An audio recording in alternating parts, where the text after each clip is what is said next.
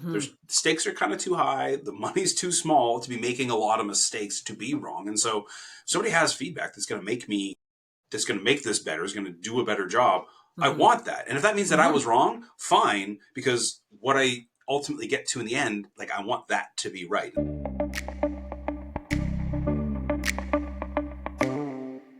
Welcome to the Powered by People podcast. I'm Wendy Pauls, and this is the show where we explore the stories and passions behind the professionals making a difference. Join me for real conversations that celebrate the heart behind the hustle, one story at a time. Today, I'm sitting down with someone who isn't afraid to challenge the status quo. Phil Mills is the CEO of Habitat for Humanity Waterloo Region, a leader who thrives on collaboration, disruption, and making a real impact. With a background spanning community development, healthcare, and housing, Phil brings a wealth of experience and perspective to the table. Described as a mix of Bart Simpson and St. Francis of Assisi, yes, you heard that right, he's both mischievous and rebellious, yet deeply compassionate and committed to lifting people up. Beyond his professional life, Phil is a coffee drinker, a 90s music fan, and a husband and dad to three adventurous boys. He lives on a rural property where I happen to know there's never a dull moment. Today, we're diving into his journey, his passion for housing and community, and what drives his leadership. Phil, welcome to Powered by People. Thanks for having me. Yeah. How was that? How was that introduction? Super awkward. I dislike them immensely. Like I have to have bios and we Perfect. have to use them for things, but every Uh-huh. time I hear them, I'm just like, oh, I don't love this. I could just like I'd be fine if you're like, this is Phil, and then This off we is go. Phil. Phil is Phil. I know, but for people who don't know you, this just gives a little bit of context, right? I can appreciate their utility and still hmm generally dislike hearing them. But I saw you smirking. There was a little bit of amusement there with parts of it. Yeah, I think like it's accurate. I think it's it was a lot of it actually came from a mentor of mine. Oh, Um, really? yeah, it's where the idea of writing a bio sounds horrible to me. hmm So last time I was asked, I went back to an article that had been written and a mentor of mine had been hmm quoted in it and had some really lovely things to say. And I was like, well, that sounds good. Let's use that. So a lot of what gets pulled in that is from things other folks have said about me. Because left to my own devices, I'd be like, I'm Phil. I work at Habitat. I don't know. Yeah, What more do you this need? is me. Yes. Yeah. Oh, that's amazing. So tell me about, because actually until I was kind of researching for your introduction, I had not heard the description of you being a mix of Bart Simpson and St. Francis of Assisi. So give us a little bit more about that. Well, so that was it. A mentor of mine and a leader in the community here, Kathy Brothers, was interviewed by the Record a number of years ago when I was when they were doing a piece on me talking about some of the work that we're doing here at Habitat and some of the ambitions we have around building lots of houses. And that was the way that she described me. And I thought that kind of Mm. resonates, this idea. Like, hmm I think, Bart Simpson is this sort of, like they say, mischievous and hmm isn't, always kind of pushing boundaries and always looking at things from a different way. And I think all of that stuff has some resonance with how those who've worked with me over the years kind of see me. They can Yeah. appreciate that that's a Yes. bit about how I am. And, I'm not one to kind of, because it is doesn't work for me. This sort of idea of, Mm. that's the way we've hmm always done it. Like if there's a reason, great, but we better have a reason. And so I think that Mm. sort of element of pushing against those status quos and not being particularly bound by some of those conventions. That stuff, I think, is how she best Yeah. described it. But I think she understood and I appreciated that temperance with that kind of Francis of Assisi, that sense of like, I do hope to be, and I hope that people see me like a caring person who is, in the work that I do for, a lot of, with the right reasons and trying to do good for the community and trying hmm to be invested in the community. And so that kind of balance of, I think, what could be seen as just disruption for the sake of disruption. No, it's not disruption for the sake of disruption. It's Ah. disruption with the intention of how do we make our communities better? How do we, create a better, vibrant community that resonates with people and that connects with people and is something that's welcoming and all those sorts of things. How do we start hmm addressing all the big, massive problems we have in the community? Right. That's kind of where my time has been spent over the years. So I think those two kind of worked. Yeah, yeah. I don't suspect it would be a common combination, those two I can't differing say I'd ever traits. heard it before or have only heard it again when I brought hmm it back up because I didn't want to Yeah, write my own bio. sure, sure. But yeah, that whole like sort of rebellious side with that deep caring. But you know what? Perhaps because some of that rebellion, or disruption is necessary to create change when something is on a path that isn't a helpful path. Exactly. Like So, you have to do things a little bit different. If we want to see different outcomes, we want to see something different, we're going to have to do things different. There yeah. was a gentleman I worked with for a number of years on continuous improvement stuff. And the quote that he often used to say is the system's perfectly designed to get the results we're getting. So Yes. if we don't Yes. like the results we're getting, we're going to have to disrupt that system. And so I think that that has stuck with me, that whenever I'm in an industry or in a space, I'm like, I don't think this is the way it should be, or this Mm. is as good as it could be. Then we have to alter and disrupt that system, which is not everybody's cup of tea. Lots of people Hmm. find a lot of comfort and are very, desiring a stable, persistent sort of space. And that just doesn't happen to be me. Much to the, in some respects, not the chagrin, but, folks get stuck with me then. It's like, hey, we're going to change some things around here. I'm sorry, that's just kind of how I am. With a smile on your face. And Hopefully. have you heard of The Four Tendencies? Are you familiar with it, by Gretchen Rubin? I am not. Okay, well, you remind me of one of the types, one of two of the four types. So look into that. It is kind of interesting. It's how we respond to internal and external expectations. Sure. Okay. So, yeah. But I'm listening to you and going, that sort of sounds like maybe one of the types. All right. Coffee and 90s music, two essentials for getting through the day. What's your go-to coffee order? And what's your ultimate 90s throwback song? Great question. I'm a two cream person. So, I'm going to generally go to, if I have, if there's, I'm not that fancy. Like Okay. I'll do a flat white from Starbucks from time to time, but Hmm. generally speaking, I just would like the caffeine rush, I think. All And right. Yeah. will, if necessary, substitute that for an energy drink or something else with Yeah. caffeine Not as a the day coffee goes along. snob though. Not a particular brand or I roast would or say anything that like I that. am, I've described myself as discerning, but not picky. Hmm. So like I Mm-hmm. know what is and is not good coffee. I just don't like. I'm not going to be picky about it.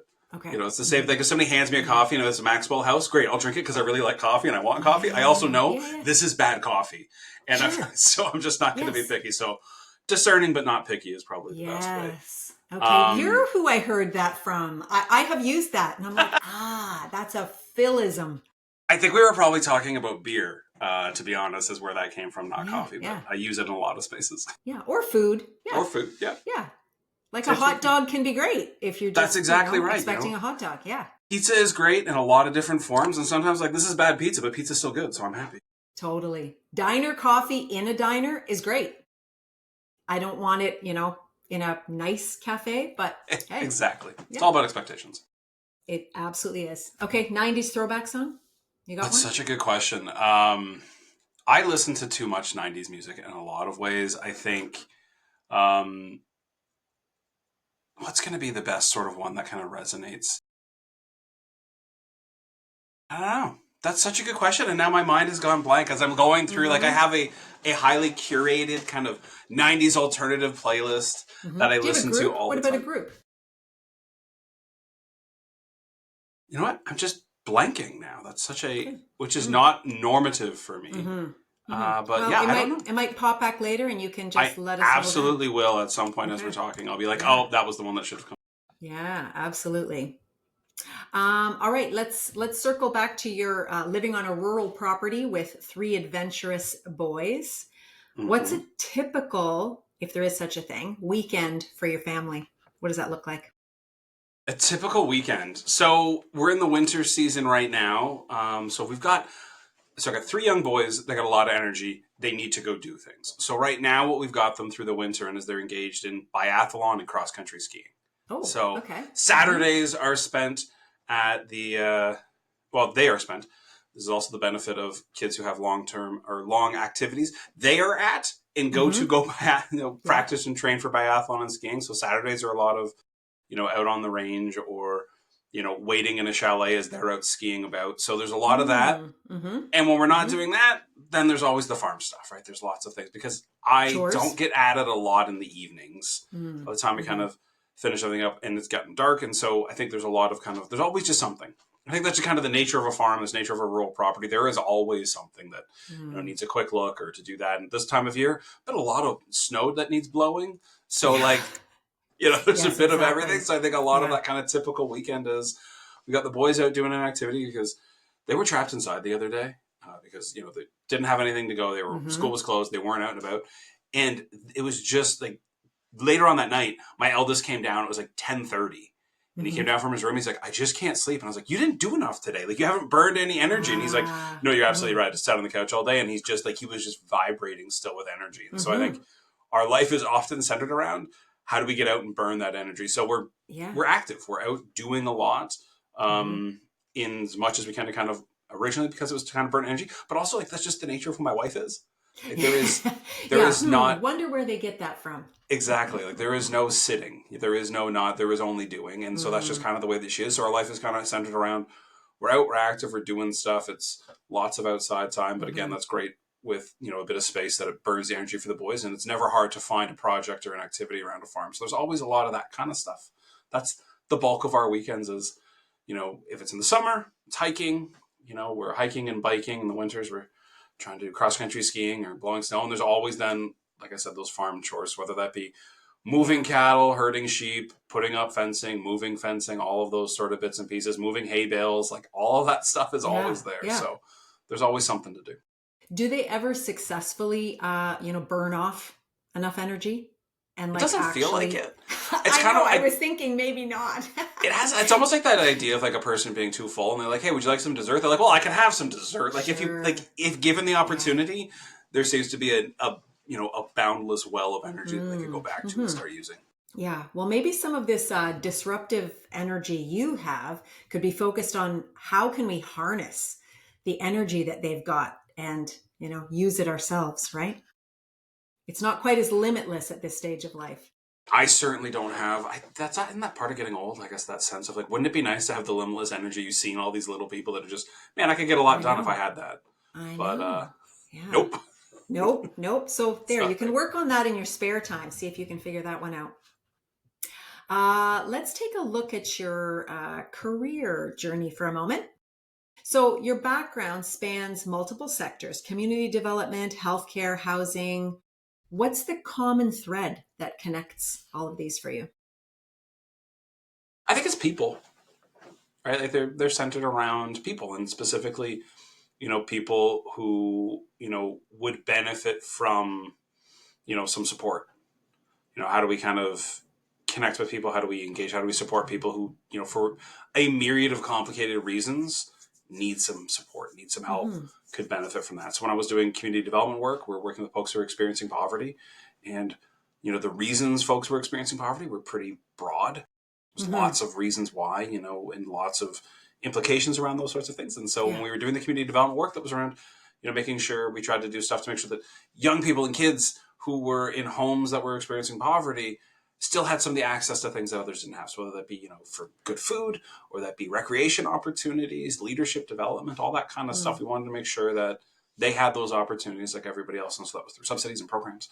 When I was working in healthcare, it was with persons with disabilities. So another group that it wasn't just kind of Mm. healthcare; it was a particular group within healthcare that, frankly, is not well supported by healthcare. I Hmm. remember talking with a lot of advocates and folks within the disability community, in that real sense that being seen as a person who is sick versus a person who has a disability Hmm. changes things. It's a problem to be solved, and they are looked at through a different lens. And so I think one of the things that Yeah. we did working there was working from a person-centered sort of lens on how does a person who has a disability want to be supported? What do they need to engage fully in life was the work we were trying to do, which I think Hmm. kind of resonates with the same sort of thing, just different population with a different sort of barrier or a different, need within the community that I thought, I could bring some expertise or some, benefit to the organization.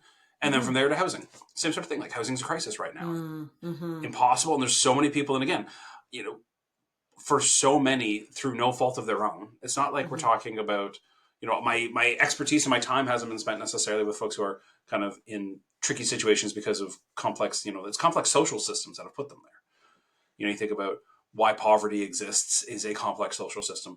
Why people need supports with disabilities because we built a world that's inaccessible to them. So again, complex social system has built this world that's inaccessible. So now we've got to provide supports so they can Hmm. access the world. Why do folks need housing supports right now? Because it's so expensive. There is a system Yeah. that's created cost and expense that is beyond what folks can navigate right now. And so we are, so I think that's the thread, is trying to find ways to, if I'm going to spend my time, however many hours a week at work, I'd like it to be the type of thing that I feel like I'm doing something good for the community, doing good for people. And so that's, I guess, been the big thread through all of that. Yeah. Was this desire to help people, the seeing these needs, was this modeled for you? Like, how young were you when you remember first noticing or thinking some of these things? I think it's like something I grew up with. It's kind of like, you'd say I came by it honestly in a lot of ways. My father was a minister, and so, devoted his life to, care for a congregation and care for the people in the community, care, for people. I think that kind of, part of the faith, and that part of, the faith that he modeled out and that we saw and that, we've kind of carried on even within ourselves around, caring for others and, putting others first. I think that was modeled in something that I have grasped onto and tried to carry out through a good portion of my life. My mother was a social worker again. And so like, there's just this sort of, element that's, how and who we are as a family, and who and we are, have been as a family. My older brother is now a minister.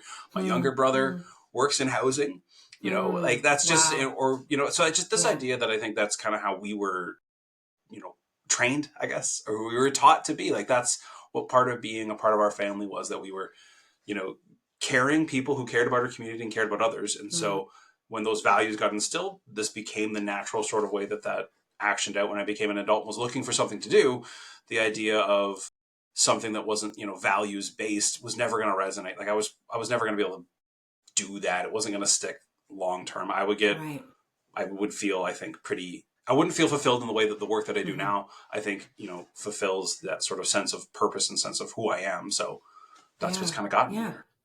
I would suspect it had to feel authentic to you, because there are people who grow up, with parents with similar jobs, say, but that it doesn't stick the same way. But the fact that you and all of your siblings are pulled towards some type of a caring for people type of work, it just had to feel so genuine, the way that your parents modeled it. I think that's a real testament to my parents. And a real, credit to them in the way that was, modeled and lived out in a way that, however we may have felt about, I don't know, the faith and those sort of things. Cause that kind of, thing, there's a lot of complexity when we talk about like pastors and pastors' kids and what it means to kind of grow up in a faith community.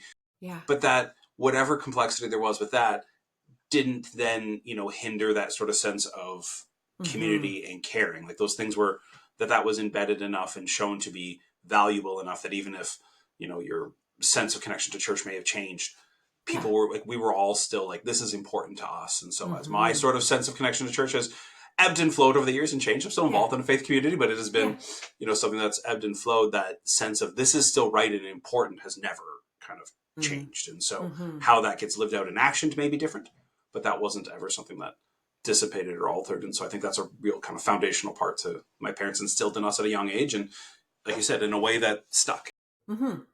Can you see some of these values and traits being passed on to your boys? Are they old enough for you to see some of the traits showing up in them? Yeah, I think so. I guess I would like to think so. Maybe we'll put it that way. I might be, finding things that I'm hoping for more than they're there. But like, we try to we try to talk about how do we use our time? How do we model our life? What do we do with the things? Why do I, everything from like the boys asking, like, why do I do the work that we do? Why does, why does Sarah, my wife, do the work that she does? Why are we involved in the things that we are involved in? Why do we volunteer in the places we have? Like when they hear about who we are in the stories, or why would we, donate to this charity, or why are we generous in this way? That those things are rooted in, because this is who we are as a family. This is who we are as people. This is what's important to us. And so we try to make sure that that's clear to them, so that they know not just the action, but like the driving forces behind the action that helps them kind of explain how we ended up where we are as a family. And hopefully that, again, clicks and resonates and stays with them and kind of, creates them to be what we hope to be, like generous, caring adults. Sure. Yeah. Such important conversations. Habitat for Humanity is about providing people with a decent place to live. What does home mean to you personally, that word? I think like home is often that sort of, home is made up by so much more than like a building. Like it's around people. Home feels like people in a lot of ways. So like home feels like where my family is. And I think, knowing that my family is there and that we are, able to be together in a space that is ours is really important to us. And I think that's part of what makes it feel like home. It's more than four walls, but it's not Yeah. like less Yeah. than four walls. And I think that's kind of the Yeah. part that kind of sometimes you can talk about how like it's more than that, but it's certainly not less. Like It's a good point. like having a space that is ours, having a space that is ours to make our own, having a space of our own to make our own Yeah. matters a lot. And so when I think about home, it's not people are involved and my family is involved in that, but also a space that we feel like we have security and control over, that we can create the space that then works for the family that is present. And so I think it's both of those elements together, some sense of self-determination and safety, and like this is here, it's stable, it's ours, we can be here, versus I think it would feel a lot less like that if we were precariously housed, or if it was instability, or if we were unsure if we could stay or be in this place. I think that kind of sense of opportunity and say over it helps make it feel far more like a home than just a building. Yeah, definitely. You've been a steady, calm leader in industries where things don't always go smoothly. Where does that steadiness come from? You are a pretty calm, cool, and collected person in the midst of chaos. I've observed it. So yeah, we could call you Steady Eddie. I in some ways I think it's just again part of the disposition of the way that I was raised. Okay. And I think some of it goes back to like what it was like being a kid. So we don't talk about it a ton, but like, so my father was quite ill when I was young. I was 12 years old when he was diagnosed with cancer. That is pretty young. And so, and he passed away about 13 years later. And so for that kind of 13-year stretch, a really formative part of my life, there was a great amount of uncertainty. We never really knew what was going on, and medical technology wasn't what it was. And so even to the extent that Dad would have a test done, they'd be like, all right, we'll let you know in 2 months. And you're like, that's a long time to wait. And so I remember, early on, my mother, being really good at teaching us to not, as she would say, borrow worry. So you don't borrow worry. You don't worry. Like, we don't know. We don't know what's going to happen. We don't know what the test's going to come back like. And so I think I've placed a lot of that into the work and the way that I kind of orient myself and try to approach things. Like, I'm not going to borrow worry. I know what's in front of me. Yeah. It's a big problem perhaps, or it's a big deal, Yes. but I'm not going to make it bigger than it is. I'm not going to say, well, all the things that could go wrong. It's okay, but what is it? And we'll deal with what comes when it comes. Has been, I think, the way that I was kind of just taught to work through what is a big complex, sort of thing. I also think there's a measure of perspective in that. Things are bad, but we kind of joke. Like, I even talk about it like in housing now. When we were working in healthcare, and folks were, we were working through the COVID, pandemic, and like people, where there was real concern about people, how like their safety and their security, and like is somebody like they were working with vulnerable people with this, disease or this virus that we don't really know a lot about. We were worried about whether people were going to be okay, whether people would die, and so, I think sometimes some of the stuff is just contextual. So like when I was younger, stuff would go sideways, but it wasn't as bad as trying to wrestle with the, concept of mortality of your father. And then, now in the work that I've been doing here, like, it's like stuff is bad and we need to find housing, and housing is a big issue. But like at any given point, like nobody's going to die. Like nobody is, it's a bit of like this can wait till tomorrow. It's not that it's not big. It's not that it doesn't need to be addressed. It's not that it's not important, but like the imminence of it is different. And so I think, if you kind of pair those two things together, that sort of, some of it's just history of having worked with some things that are really imminently, emergencies and that need to be addressed immediately, with this sort of sense of trying to not borrow worry. It gives you like a good perspective on, okay, we'll put this in the right perspective. We will address this, but I'm not going to let it overwhelm me, because to be frank, I'm not very useful if I'm overwhelmed. I think you're better at staying in that space perhaps than I am, but I'm working on it. I like to sometimes use just the phrase, begin my thoughts with today. So when I start getting ahead of myself, which I can do, I pull back and go today. And then I can say things like, today, I'm in a house, I have heat, I have food in my fridge, So if I start worrying about down the road, just pull it back. Like you said, don't borrow worry from tomorrow. That is in itself is so helpful. It's so simple, but can be difficult. Absolutely. Like it sounds like, oh, just won't worry. Like, it's like saying to somebody like, "Oh, just calm down or stop stressing." You're like, "Oh, okay. If that's all I needed to do was just to calm down." But I think there is that sense, like the idea of trying to like, we're not going to borrow worry. So I'm going to, address the things that are within my control. And if it's outside of my control, I can't like, I'm not going to borrow the worry of things that I then can't control myself. So it's what is within my parameters. What can I address? What can I fix? Because then I can make a plan, or you can be like, okay, here's what I need to do. Here's the stuff that's within my, area of control. Okay. Yes. I'm Yeah. going to make a plan. And now that I got a plan, I feel like I can start to attack this problem. But if I start to make it bigger than I can even control, I know. it doesn't help. It's just At least it doesn't entirely help me. ineffective. No, I don't think it helps anybody, to be honest. I think it's always important just to look at what is within my control. And then that gives you a sense of control, right? Yes. Rather than focusing on what's out of your control, which makes you feel out of control. Okay, now to get to this disruptive side of you. You're known for challenging the status quo, as we've already talked about, and thriving on disruption. What's a time you pushed for change when others weren't on board? I suspect there's more than one time, but can you think of a time? Sure. I think I pushed for some change in my last organization. I probably even to the extent, like, I'm sure there's some folks in a lot of the spaces that I've worked over the years that have been like, hey, we don't need to do that. We're good where we are. Yeah. I pushed for some change in the way that we provided service because, I was trying to make us in our last space, seeing some of the writing on the wall as to where healthcare was going. I was like, we need to change now because we're not going to be able to respond to what's coming. But, I think that's hard if people are in a position where they've said, like, hey, we don't want change. We are happy the way things are. If you're the one that has to say, like, we're all happy the way things are, unfortunately, the way things are isn't going to stay.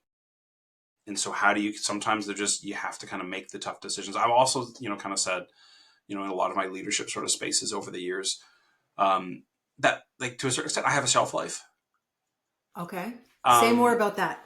Where, like, if you've asked me to make change, if, the board that I'm working for, the organization that I'm in is going to say, hey, we have to make change. Like, people only tolerate that for so long before they're like, okay, we're kind of done. We're done with the change. We're done with things being different. No more change. Because it's hard. And you end up like in changing things that people really care about, changing things that are important in people's lives is never easy. And I remember somebody, in some of the times I've had, pushback and frustrations and folks coming to me and say, well, they just need to understand. It's like, they don't need to understand. This sense that, like, hey, if you're making change for a good reason, or you're doing the best that you can as a leader, that then the other side needs to kind of offer you grace, and they need to understand when they absolutely don't.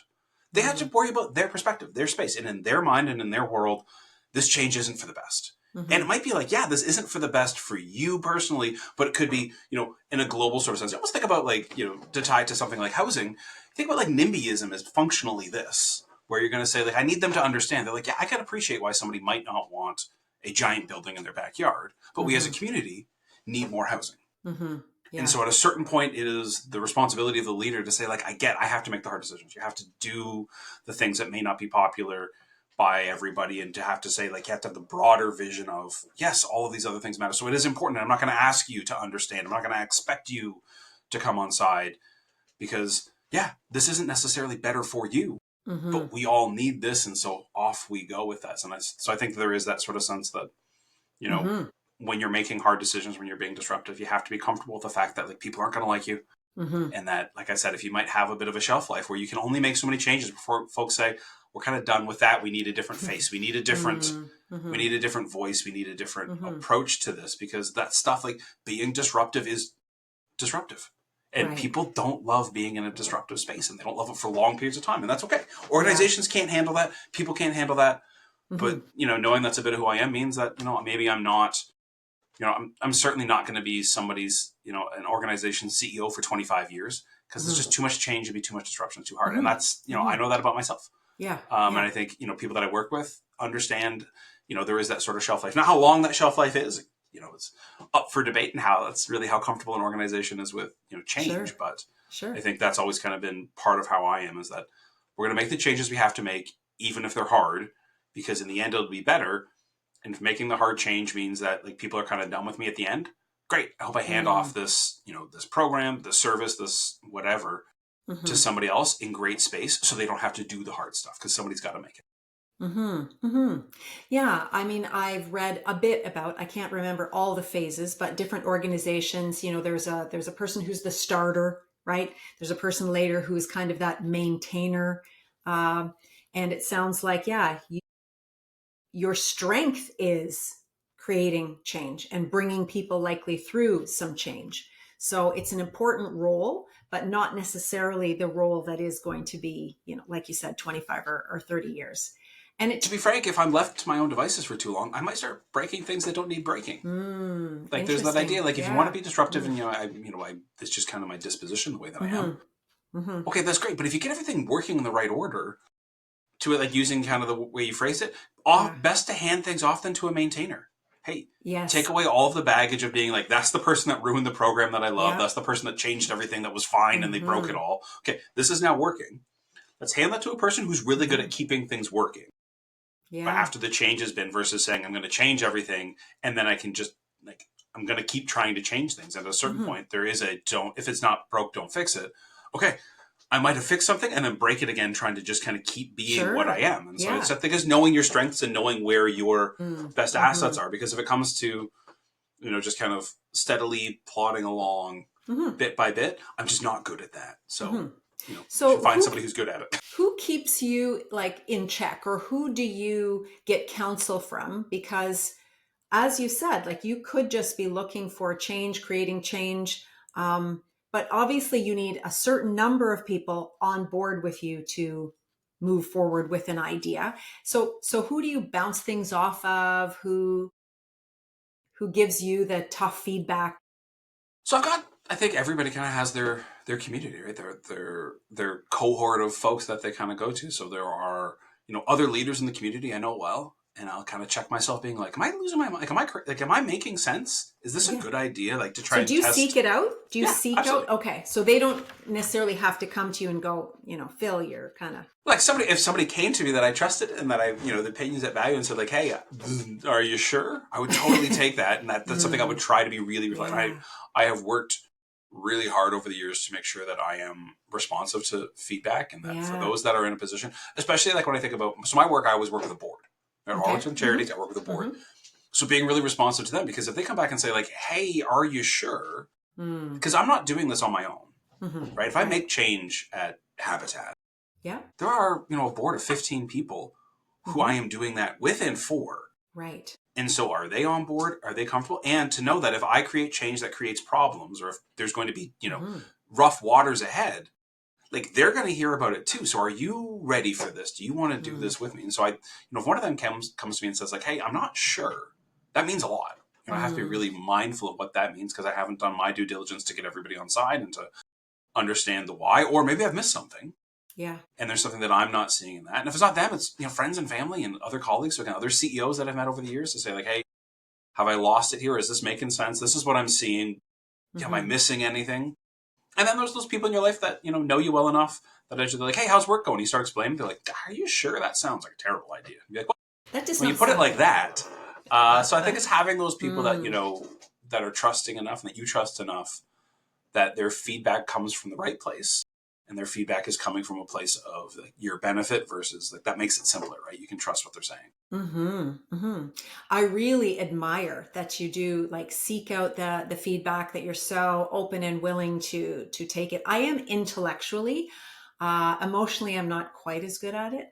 I was shopping with my sister yesterday, and we picked up the book "The Courage to Be Disliked," and thought we were both thinking, yeah, we could benefit from reading that.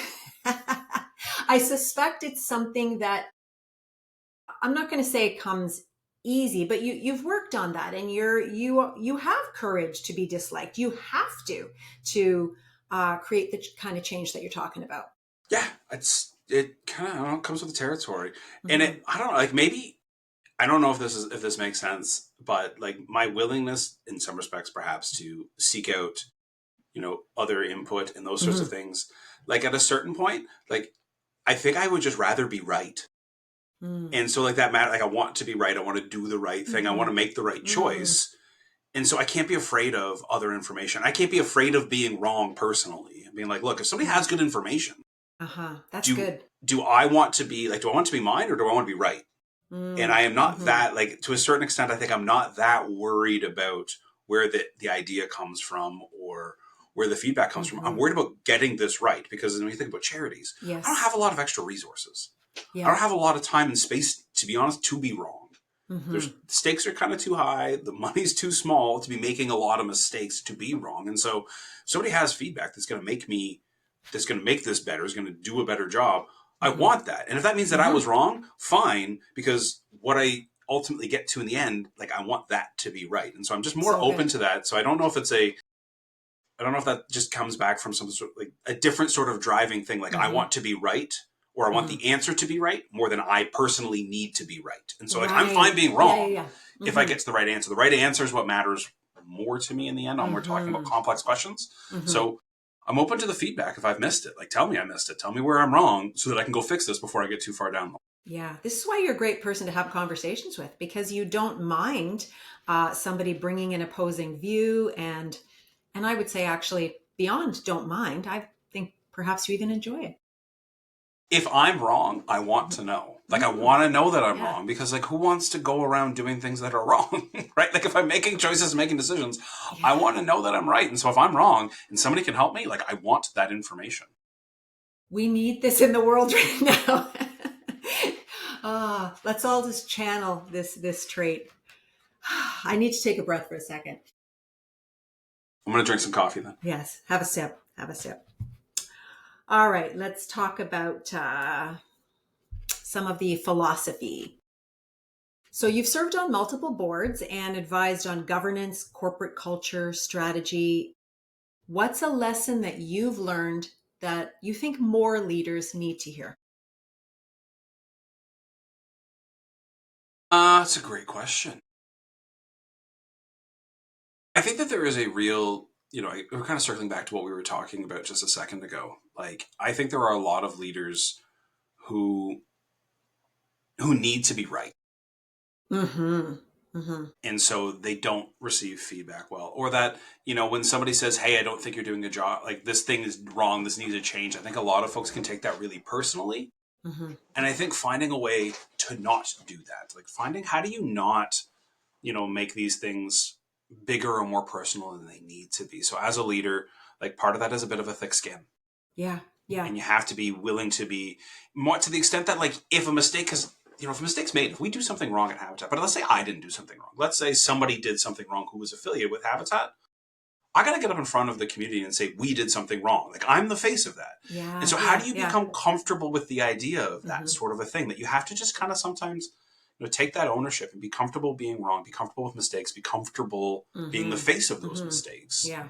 even if Yeah. they're not you. Because I think if you can do that, like that can create a lot of trust within an organization. If people are like, "Hey, Agreed. Phil's got our back," we're not have to worry about what happened. Like, what if this gets out into the news? Well, it's going to be me that's in the news talking about it. It's Right. not you. Right. You're not Like, and I throwing people think under the bus. no, but I think so. I think Right. sometimes that real Mm-hmm. that's kind of there is for some folks that need to be right, or that need to kind of feel like they were right themselves, Yes. can make it hard for them in a leadership role because it clouds your judgment. It clouds those Mm-hmm. other sorts of things. You kind of let your ego get in the way. It's that idea of like, how do you Yeah. pull your ego out of this stuff? Even when you're talking about like you're in a meeting, like I don't know.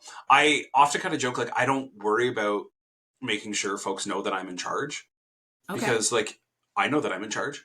Mm. I Mm-hmm. don't need that so again, like trying to pull your ego out of these things. I don't need that validation. Mm. I don't need Mm-hmm. that stuff. And I'm not hopefully looking for that. And hopefully this is the thing that my folks that I've worked with the years would be like, yeah, Phil doesn't. I hope that they would feel the same sort of way. But I think if you Yes. can pull that sort of ego, that sense of, hierarchy and that I am in charge stuff out of it as a leader, you then they create space for those that you're working with to feel comfortable to give you the information you wouldn't have gotten otherwise, that helps Mm-hmm. you then make the right choice, Yeah. that Yeah. helps you get it, that helps you be on the same team because you are on a team. So like I think Mm-hmm. those are the ways that I've with new leaders and folks that I talk to is like, how do you kind of not let your ego get in the way of this? How do Mm-hmm. you listen well and not Mm-hmm. be you know and create these sort of, I don't know, like a a no fear or a blameless sort of environment. I'm not out to find blame. I'm not out to kind of create a fearful space. We're out to find a trusting space so we can work together because we're all here for the same reason. Yeah, So how do we that kind sounds of really work great. together? Mm-hmm. And as we've been chatting, I've been reminded there's a couple of entrepreneurs that I follow, and they are intentional about seeking out feedback, exactly like you're talking about. And I think perhaps you can get more used to it if you actually initiate, go to people, request feedback, demonstrate to them that you're being sincere in that, and you're not asking for, flattery and all that sort of thing, but that it's okay for them to give an honest opinion. I think when you're taking that posture, that's probably a way you could learn to be more comfortable with it, right? Yeah, I think Is so. Like initiating. if you're initiating, if you're asking, I think you have to then be comfortable taking feedback. Like the idea, like initiating a like doing something with the feedback, saying like, hey, if you're going to ask for it, you got to do something with it. I think Yeah. the other thing that sits with some of this is a sort of ruthless consistency. Like I think it really helps for people to know who you are, what you're going to be, like what they're going to get. That they don't get a different version of you in different ways, because that's really hard to create trust. Yes. And so how do you be like, look, I'm a consistent. You're going to kind of get the same version of me. And you kind of talked about that, like you might describe me, and some people like I don't have like these massive highs and these massive lows that kind of you were talking about Steady earlier. How do I Eddie. do right? Yeah. Sort of a steady sort of thing. But that is, there's a measure of intentionality there to be like, look, if you come with a big problem, I'm certainly not going to freak out. We're going to, how do we solve this? And so that sort of ruthless consistency that I am what I am, what I am, and you're going to get that version of me, I think makes it easier for folks to, for us to work together as a team with the people that I'm working with, because they know what they're going to get. They don't be like, oh, I was feeling a mood today. Like that sort of explosive, Yes. Up and downness. Like that's really, I would think that would be hard to engage with, because you just don't know. And so I think, it helps in my mind. And that's why I try to be that way, is I think it helps knowing that, good, bad, or the other, you're going to get a fairly consistent version of me. So you know what you're walking into if you have a problem, if you have a question, if there's a concern. You don't have to worry about how I'm going to respond. And that's an intentional choice that I have made, that I'm going to be, a consistent person. Oh, I'm sure that is very appreciated. You've spent your career working on things that truly matter. We've talked about this at the beginning, right? That's what sort of pulled you towards them. What keeps you motivated? Work's not done. I don't know. These are big, complicated problems. And so like big, complicated problems, I think, are things that I guess motivate me, or that, elicit something in my brain that like, I want to do this. Like, so think about like, hey, I'm going to try and really find a tangible solution to housing and the housing crisis. That is a big, wild sort of problem. Yeah. So there is lots there. Like I like solving problems. I like trying to figure that stuff out that, is engaging and interesting, and certainly keeps me, focused, and my mind kind of, racing. And so I think that's part of what keeps me connected to the work, is that there is this big thing that is, not just worth doing, but like takes the energy and effort and takes something to kind of solve. It isn't just, hey, we know exactly what we do, we just got to grind at this for the next 20 years. It is, we are a little lost, and we have to come up with something different. We have to figure this out. You think back to kind of sort of that, I don't know, creative, disruptive nature. It's like, okay, this is interesting to me. Like this has captured something in me that I am now, yeah, I'm going to keep going after, because the problem is so big. And I think that was, prevalent in all of my, previous roles. We're trying to solve really big, complicated problems. So you're trying to, so I think that's interesting. That is work that I am more than happy to get up to and, go to do every day. What's the line then between that pull, that passion, and leaning into obsession, and overwhelm because of the size of the problem? I'm just chuckling because if you said to my wife, like, how does like this, what is Phil going to get obsessed with work? She's like, never. That's just not, okay. I think I have been really good over the years about setting boundaries. I would say that I'm probably, and people joke and they don't really believe, like I'm not a particularly ambitious person, which sounds odd to folks, I think, in a lot of ways. That doesn't sound like it goes with what you just said. Yeah. So like, I really want to solve these problems. They're big and exciting. I don't, but I'm not like an ambitious person who's like, plotted out, this is the life that I'm going to be in. Here's like all the ways that I'm going to get, I get to work. There is work to do, and I'm going to work really hard at it. And when I'm not working, I'm not working. And I'm really good at that. Even to the extent, like we were talking, internally the other day about, some technology stuff. Like I carry 2 phones. Because when I'm not working, and I put my work phone away. So like if folks are ever like, how come I can't get a hold of Phil, or I don't ever hear from her, I send him a message, I probably just put my phone away, because I don't work when I'm not working. So I take my work phone with all my work texts and my emails and all those other things, and I stick it in a bag, or I leave it in a drawer, and I pick it up. So like on Friday, it often goes away, and I don't pick it up till Monday morning, because I just don't. So I think trying to create these, ways that I can distance myself from work and realize that work is important, but it's not the be all end all. I've got, a family that I want to be engaged with. I got kids that need my attention. And yes, so they do. finding ways to put work away has been helpful. So 2 phones has been something I've done for years, which has really helped me. Yep. But I think the other side of it is that I'm just not, I don't know, maybe I'm just not ambitious enough to become obsessed about the work or to become obsessive. I want to, I want to work hard and I want to do really good for the community and the organization that's put their trust in me. Absolutely. You can make an argument like if I burn myself out, I'm no good to anybody. But I think that probably just, that's probably me just sugarcoating. It's like, I don't know. I like resting. I like playing video games and That's so riding a tractor and cutting grass. Like I really enjoy these other sorts of things. So it's not hard for me to find recreation and leisure time. It's always been something I've been a part of kind of who I am and how I've organized my life. I try to keep a really good work-life balance and but I've never found it hard. People talk about I was gonna how do you keep a good work-life balance? It's not been something like I want. People kind of say things, they're like, well, I've got all these vacation. I don't know if I'm ever going to use it all. It's like, I use it all. You're like, what are you talking about? Why would you not take vacation time? I love that stuff. So like, I don't know, it might just be dispositional in the sense that like, I enjoy doing nothing. I enjoy not working. I enjoy those sort of recreation spaces. So, getting my head into that and out of work is not hard for me. Yeah. So this isn't a learned thing per se. You think this comes naturally, this sort of ability to separate? Probably. Like, I think if you think about, like, I don't know enough, like I might be misquoting them, but like, think about like type A and type B personalities. Like, I'm not a type A. Okay. I am not. Like, it just isn't me. Like, I'll do the work when I'm here, but I'm very comfortable to put it down and be done with it when I'm not. I try not to create, that kind of sense of self that's too wrapped up in work. I'm not, even to the you think about like we were talking about like that bio at the start and all these things that talk about me at work, and I was like, that's great, but like that's not. But I'm Phil. But like that's not the thing that defines me, and so I'm not defined by my work. I'm not defined by some of these things, and so since they're not, definitional, I think it's easier to put it aside or be like, I had a bad day at work, and if that's who I am, that could be really hard to set aside. But if it's not who I am is I am, a father and a husband and, a part-time farmer with my wife, like these other things that are far more definitional to the way that I see myself. I think it, makes it easier to put that stuff away. Besides just saying, I am Phil, if you had to choose a few adjectives to describe yourself, what would you choose? Like, I hope that people, I guess I feel a little weird always answering this question because like the idea of like, who do you see yourself? It's like, I don't know. I'm just really far more interested in how people see me. And I would hope that what people see in me is they see a person who is caring, and who is, we kind of talked about this, like relentlessly consistent. Like I just kind of am what I am. And I think I want that people to see that with me because I think that's really helpful. So a caring person who's consistent, and who's values driven. Like I do the work that I do because I think driven by those values. And I think if that's what people saw in me, I'd be really... Oh, that's beautiful.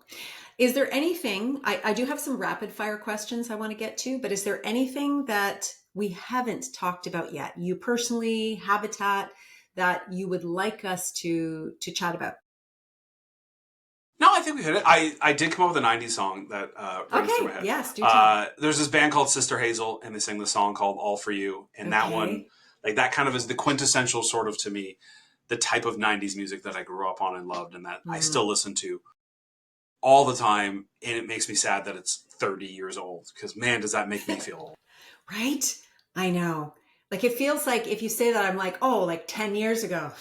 That's exactly like when I think about, when I was in high school and people were listening to, they're like, oh, this is 70s music. And I was like, that is so old. And I was like, that was closer in time than this music is now. Like, I don't like that at all. No, I don't like that at all either. No. Well, I know. And I'm older than you, so never mind. Okay, ready for some rapid fire? Okay. Morning person or night owl? Night owl, for sure. Oh. I viscerally hate the mornings. They're just... Okay, so when would you get up if you could sleep, like, and just get up naturally? Left to my own devices, it'd be 10 a.m. Okay, that's not too bad. That's not too bad. If you could teleport anywhere right now, where would you go?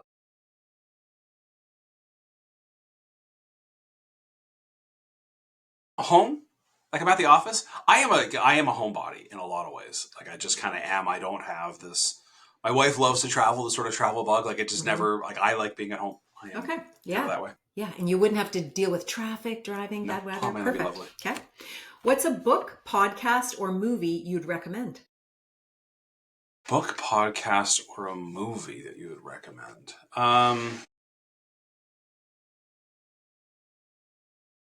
No, I listen to too many. So I guess like maybe this is an oddity for someone like myself. Mm-hmm. I spend a lot of my time outside of work than not listening to like work related things. Huh? So I know Yeah. lots of people spend their time. So like I love listening to like sports podcasts and podcasts on like theology and all those sorts of things. Yeah. More Same. so than I Mm-hmm. would than I kind of get into. So like I don't know if there's so that's not. I don't think those are everybody's cup of tea. So that's the type of stuff that I spend my time with. So when people say Mm-hmm. like, "Hey, what is your favorite thing?" or "What's a good movie?"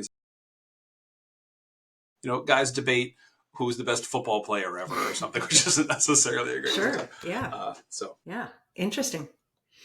What's a hidden talent or skill you possess that most people don't know?